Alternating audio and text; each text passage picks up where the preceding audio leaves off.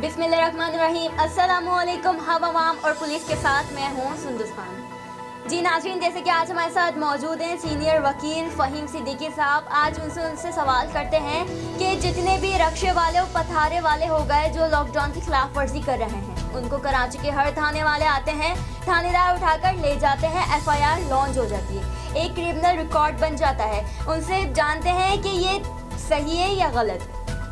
जी फ़हीम सिद्दीकी साहब। जी बहुत शुक्रिया सुंदर साहब ने आज के प्रोग्राम में मुझे इनवाइट किया।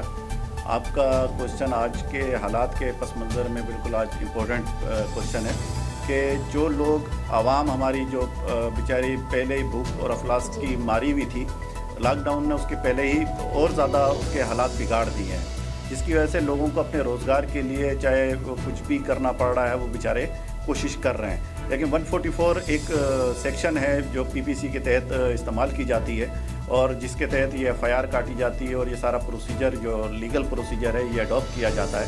लेकिन मेरा ख्याल है कि सिंध गवर्नमेंट को इस मामले में फौरी तौर पर नज़रसानी करनी चाहिए और इनको मतलब वार्निंग दे के भी छोड़ा जा सकता है।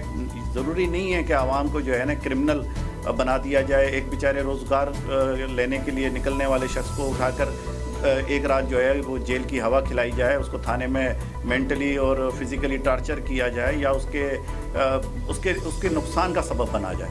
मेरे हिसाब से ये जो प्रैक्टिस की जा रही है मौजूदा हालात में, और ख़ास तौर पे क्योंकि पुलिस जो नाकों पे मौजूद है वो भी लाजमी सी बात है कि आज के हालात की वजह से एक टेंशन की पोजीशन में है और नफसियाती तौर पर वो भी दबाव का शिकार है। और इसी वजह से आप देखते हैं कि मुख्तलिफ़ औक़ात जो है वो इनमें कॉन्फ्लिक्ट पैदा होता जा रहा है और ये सिचुएशन रोज़ बरोज़ ख़राब हो रही है। जैसा कि हमने पहले एक दफ़ा जुम्मे की नमाज़ में बाद मसाजिद के अंदर एक बड़ा क्लेश देखा और इसमें पुलिस एहलकारों की पिटाई भी हुई, ठीक है, लेकिन उसके नतीजे में कई सैकड़ों बेचारे शहरियों के ख़िलाफ़ FIR भी कटी और बेचारों को जेल की हवा भी खाना पड़ी।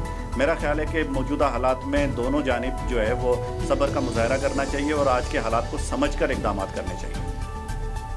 अगर सिंध हुकूमत ने लॉकडाउन को सख्त किया है तो अवामुल नास के लिए आप एज एडुकेट अवाम को क्या मैसेज देना चाहेंगे?